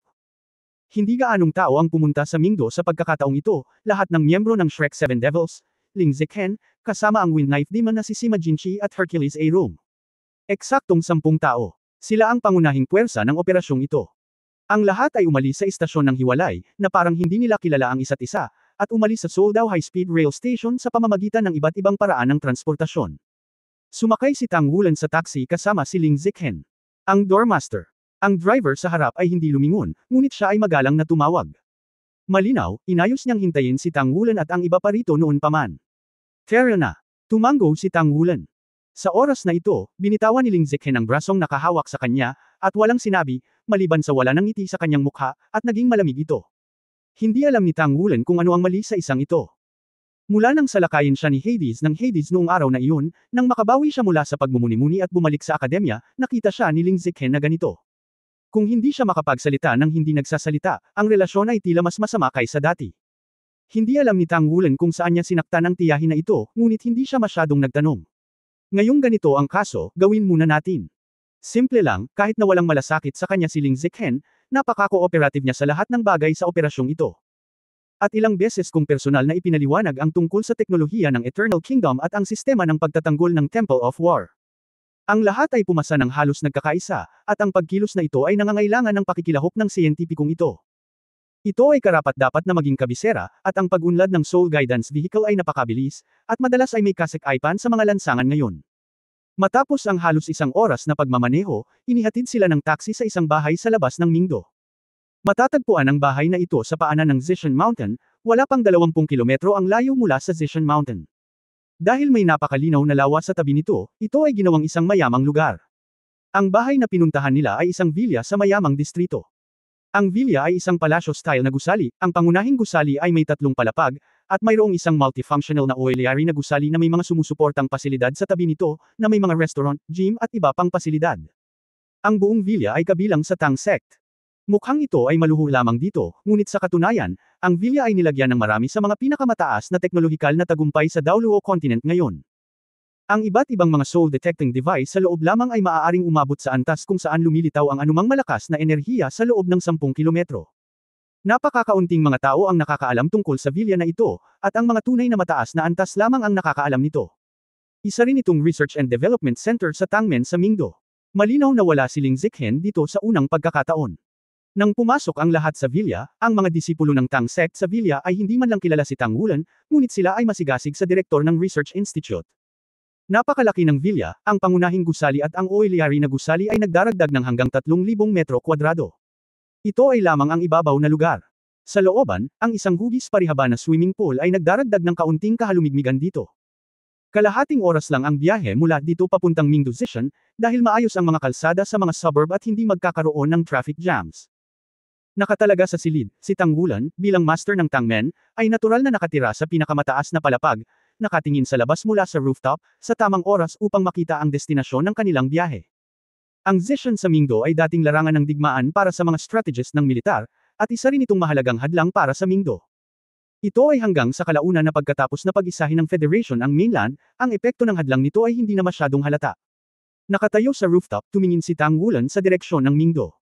Sa katunayan, halos kalahati lang ng bundok ang nakikita niya, at kahit ang Purple Magic Pupil ay hindi nakapasok sa mga ulap at ambon. Ang pinakamataas na tuktok ng West Mountain ay nasa itaas ng mga ulap at ambon, kasama ang makapangyarihang iba't ibang nakakagambalang mga gabay ng kaluluwa ng mismong God of War Temple, napakahirap maramdaman ang lahat doon sa pamamagitan ng paggalugad. Ang Central Army Corps ay nakaistasyon sa paanan ng West Mountain, at marami sa mahahalagang pasilidad ng Central Army Corps ay nasa West Mountain. May isip kung gaano kalakas ang mga panlaban dito. Ang pagnanais na sumisid dito ay nangangailangan ng hindi lamang lakas, kundi pati na rin ang karunungan at ilang swerte. Kailangan muna nilang makapasok sa templo ng mga Diyos ng digmaan. Hanggat maaari silang makapasok, magkakaroon sila ng pagkakataong makalusot sa mga hadlang. Apektado ng mga alituntunin ng ligtas na kanlungan, ang Central Legion ay hindi maaaring pumasok at arestuhin ang mga tao. Ngunit ngayon na ang Lord of the God of War Hall, si Hanhai Daoluo Chenzinji, ay wala sa Temple of War, ang kahirapan sa paglusot sa antas ay walang alinlangan na mas mababa. Inaalala ang plano sa kanyang isipan, ang diwa ni Tang Wulan ay unti-unting naghiwalay. Anong ginagawa niya? Nasa spirit pagoda pa rin ba siya? Habang humiwalay, mas namimiss niya ito. Pop! Sa sandaling ito, may biglang tumapok sa kanyang balikat, na nagpagising kay Tang Wulan mula sa kanyang pag-iisip. Dahil lamang sa iyong pagbabantay, gusto mo pa ring pangunahan ang lahat na gumawa ng malalaking bagay. Medyo naiinis na sabi ni Ling Ziqhen. Ngumiti lang si Tang Wulan nang hindi nagpapaliwanag ng anuman. Kung nananakot ito sa kanya, unang beses pa lang niyang nalaman, paano ba talaga siya magiging close. Nag-iisip ng babae, tama ba? Tumingin si Ling Ziqhen kay Tang Wulan nang may mga matang tumusok. Sumulyap si Tang Wulan sa kanya, ngunit hindi pa rin nagsasalita. Sabihin mo sa akin, ano ang hitsura niya? Bakit wala siya sa iyong tabi? Tanong ni Ling Ziqhen. Sinabi ni Tang Wulan, huwag magtanong tungkol sa mga bagay na hindi mo dapat tanungin. Ling Ziqhen akimbo his hips, ikaw ay mayabang. Ano ang iyong kinatatakutan? Hindi ba't ang iyong isa ay walang hiya? Sumimangot si Tang Wulan, pumunta ka at magpahinga, magsisimula na ang ating aksyon. Napaka-boring mo. Ngumuso si Ling Ziqhen at tumalikod para umalis, ngunit hindi nagtagal ay tumigil. Hindi mo pa sinasabi sa akin ang kumpletong plano, kailan mo sinabi sa akin? Lahat. Walang pakialam na sinabi ni Tang Wulan, alam mo ba kung bakit hindi ka tinatanong ng ibang tao ng mga ganyan? Bakit? Tanong ni Ling Ziqhen. Sinabi ni Tang Wulan, dahil lubos silang nagtitiwala sa akin. Galit na sinabi ni Ling Ziqhen, hindi ako nagtatrabaho sa iyo, bakit ako magtitiwala sa iyo, hindi mo ba sinasabi sa akin? Matagal na kitang tiniis. Bumantong hininga si Tang Wulan at sinabing, gusto ko lang manahimik sandali, pwede ko bang pag-usapan ito bukas? Hindi, ngayon mo lang sabihin. Si Ling Ziqhen ay halatang medyo hindi makatwiran, at kahit siya mismo ay hindi naiintindihan kung ano ang nangyari sa kanya ngayon. Hindi naman siya ganito. Matalim na tiningnan siya ni Tang Wulan, at hindi niya maiwasang isipin ang sinabi sa kanya ng Holy Spirit Daoluo sa simula. Sinubukan niyang pakalmayin ang kanyang boses at sinabing, okay, pagkatapos ay sasabihin ko sa iyo. Imposibleng makalusot ang Central Army Corps. Mayroon silang pinaka-advanced na kagamitan, at hindi ganoon kadaling makalusot. Nasuri mo na ito para sa amin. Kaya naman, kung gusto naming pumasok sa Mingdo, mayroon lamang isang paraan, ang paglusot. Naimpluwensyahan ng mga salita ni Tang Wulan, ang pagkahumaling ni Ling Ziqhen ay hinayla, pagpasok. Mayroon bang pagkakaiba sa pagitan ng paglusot at paglusot? Bahagyang ngumiti si Tang Wulan at sinabing, syempre iba ito. Ang paglusot ay nakadepende lamang sa ating sariling lakas, habang ang pagtagos ay sa pamamagitan ng paggamit. Sa ganitong paraan, mas malaki ang tsansa nating magtagumpay. Sinabi ni Ling Ziqhen, kung gayon, ano ang paraan ng pagtagos? Sinabi ni Tang Wulan, ang mga patakaran ng templo ng digmaan ay hindi na ang mga opisyal sa itaas ng isang tiyak na antas ay maaaring dumaan sa mga hadlang. Pagkatapos, ang unang bagay na kailangan nating gawin ay maging isang opisyal. Central Army Corps. Bilang pinakamakapangyarihang hukbo ng Daoluo Federation, ang Central Army ay may masayang palayaw na tinatawag na Pro-Son ng Federation. Halos lahat ng mga pinaka-advanced na armas at kagamitan ng Federation ay na-install sa Central Corps sa unang lugar. Maging ang Central Legion ay kukuha ng dugo mula sa iba pang legion at lagyang muli ito sa Central Legion. Tanging ang pinakapiling mandirigma at general lamang ang maaaring pumasok dito at maging miyembro ng Central Army. Mayroong kasing dami ng 100,000 katao sa buong Central Army Corps. Ito pa rin ang pangunahing kalaban, at kung ay dadagdag ang mga auxiliary personnel, lalampas ito sa 300,000.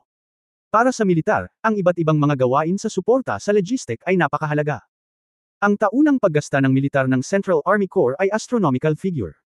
Ang Central Army Corps din ang pinakamalakas na puwersang militar sa kamay ng Parliament. Ang ibang mga legion ay mas marami o mas kaunti ay magkakaroon ng ilang mga pamilyang militar, ngunit ang Central Legion ay sumusunod lamang sa mga utos ng Parliament. Isa na itong unwritten rule. Ang sinumang pamilya na maglakas loob na makipag-ugnayan sa Central Army ay mahigpit na paparusahan ng lahat ng iba pang pamilya. Ito ay tiyak na dahil sa pagkakaroon ng Central Legion na ang Parliament ay maaaring palaging mapanatili ang nangingibabaw na posisyon nito sa buong Federation. Ang Central Army Corps ay pangunahing nakaistasyon sa kanlurang burol ng Mingdo, ngunit sa katunayan ito ay matatagpuan din sa iba pang mga direksyon sa Mingdo na nagbabantay sa federal na kabisera mula sa lahat ng direksyon. Sa paanan ng West Mountain, ang Central Army ay may humigit kumulang 50,000 tropa na nakakonsentra dito, at narito rin ang iba't ibang malakihang pasilidad ng mga sandata na ginagabayan ng kaluluwa.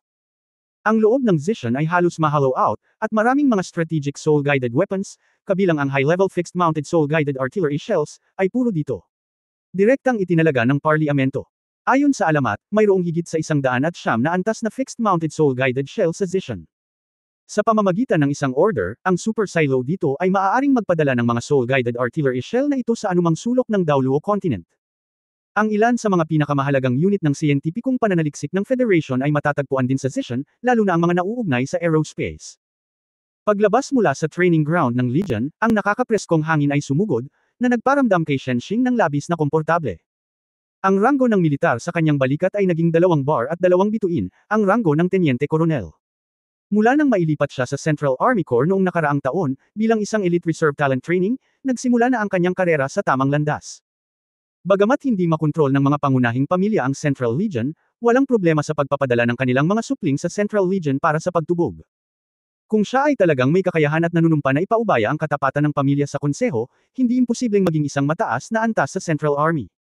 Siyempre, imposible ang nangungunang pamunuan ng Central Army Corps, dahil may espesyal na pangangailangan ang nangungunang pamunuan.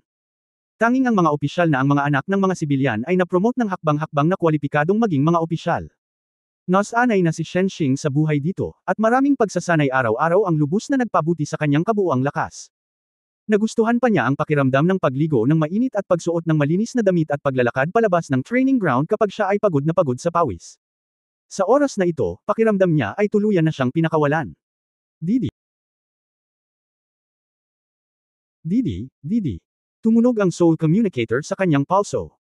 Sinulyapan ni Shenxing ang numero sa communicator at hindi niya maiwasang makaramdam ng kawalan, ngunit kailangan niyang kumonekta. Ate, ano ang problema?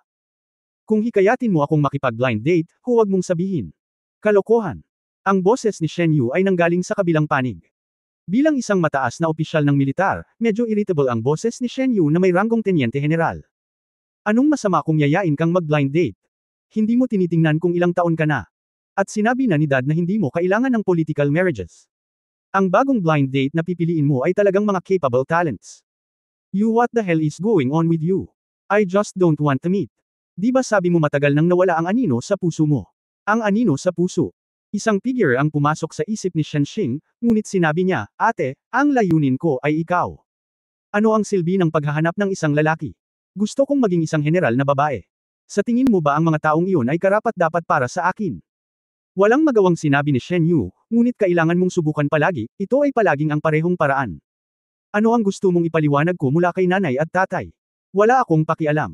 Pumili si tatay ng isa pa para sa iyo, ang pinakabatang koronel sa Poseidon Corps. Medyo maganda rin ang background ng pamilya. Anyway, kung gusto mong pumunta doon, kung papayagan mo silang pumunta sa Central Corps, ayaw mo akong bumalik sa Central Corps. Non-commissioned officer upang matiyak na hindi ka magkakaroon ng karera. Sinabi ni Shenxing sa hindi nasisiyahang boses, ate, paano mo ito magagawa? Ginagamit mo ang kapangyarihan para sa pansariling pakinabang. Hindi ka ba natatakot na guluhin ka ng komite ng militar? Ngumisi si Shen Yu, natatakot ako. Isa akong tenyente general, at ang iyong maliit na tenyente koronel ay hindi hahayaang guluhin ako ng komite ng militar. Huwag kang magsalita ng walang kaparirikan, sabihin mo lang sa akin kung gusto mong pumunta o hindi. Shenxing pursed his red lips and said helplessly for a long while, okay, pupunta lang ako. Pero pupunta lang ako. Hindi ko ginagarantiya na makikita ko ang ibang tao. Medyo lamambat ang boses ni Shen Yu, at naaliw niyang sinabi, pwede ka na lang. Baka makita mo ng tama. Kung hindi mo gusto, sino ang mapipilit kang mabaigo? Kailan pa? Tanong ni Shenxing. Sa alas 7 ng gabi, Lian Kui Restaurant sa Xingmei Resort, Zizhou, Mingdo. Ngayong gabi, biglang tumaas ang boses ni Shenxing, ate, ang paunawa mo ay masyadong pansamantala. Sinsero ba ang kabilang partido? Hindi pa rin ako pupunta. Huwag kang ang magsalita ng kalokohan. Pansamantala. Notify you in advance, hindi mo alam kung anong gamo-gamo ang nandoon. Alam na alam ko ang schedule mo. Wala namang mangyayaring masama pagkatapos ng training ngayon. Kung hindi, bakit sa tingin mo lalaban ako ng ganitong oras? Nandito ka na. Bilasan mo na ako, mag-freshen up ka at umalis ka na. Huwag kang meal late, naririnig mo ba ako? Pagkatapos magsalita, direktang ibinaba ni Shen Yu ang komunikasyon ng Soul Guide. Ate, ikaw, tinadyakan ni Shenxing ang kanyang paa sa inis, ngunit wala siyang magagawa. Sino ang gumagawa ng sitwasyon na mas mahusay kaysa sa mga tao? Binubuli ang mga taong may kapangyarihan, binubuli niya ang mga taong may kapangyarihan. Grabe, galit na sabi ni Shenxing. Gayunpaman, hindi nagtagal ay pananghinaan siya ng loob. Isa siyang maliit na tenyente koronel, paano niya lalabanan ang kapatid niyang tenyente general? Ang punto ay tiyak na hindi tatayo ang mga magulang sa kanilang panig. Kakatapos lang ng training, namumula ang mukha ni Qiao, pero ngayon ay bahagyang namumula. Pero hindi solusyon ng galit, hindi kayang pilipitin ng braso ang hita. Sa desperasyon, kinailangan ni Shenxing na bumalik sa kanyang dormitoryo, magsuot ng casual na damit, at hindi alam kung paano magbihis. Ang kanyang mahabang buhok ay nagsuklay lang ng nakapusod, at siya ay umalis sa barracks na nakakapresko, at nagmaneho ng kanyang sariling sasakyan patungo sa Xingmei Resort. Malayo sa direksyon. Maaaring buksan ang Xingmei Resort sa western suburbs ng Mingdo, hindi kalayuan sa Central Army Corps. Naturally, ito ay may background sa militar. Sa madaling salita, ito ay orihinal na isang lugar para sa mga opisyal ng militar upang makapagpahinga at maglibang. Ang mga sundalo ay tao rin, at inialay ng mga opisyal ang kanilang buong buhay sa hukbo. Kailangan din nila ng libangan at pagpapahinga. Ang Star Beauty Resort ay isang lugar upang magbigay ng paglilibang, libangan, pagpupulong, at pagpapalitan. Siyempre, napakataas din ng mga hadlang sa pagpasok dito, at walang kwalipikadong pumunta rito ng walang ranggong kapitan o mas mataas. Dahil ito ay itinuturing na isang organisasyong sumusuporta sa serbisyo para sa militar, ang mga singil dito ay napakamura, hindi bababa sa mas mura kaysa sa labas ng mundo. Kaya naman gusto rin ng mga opisyal na pumunta rito. Wala pang kalahating oras na biyahe, nagmaneho si Shenxing papunta sa malawak na paradahan ng Xingmei Resort.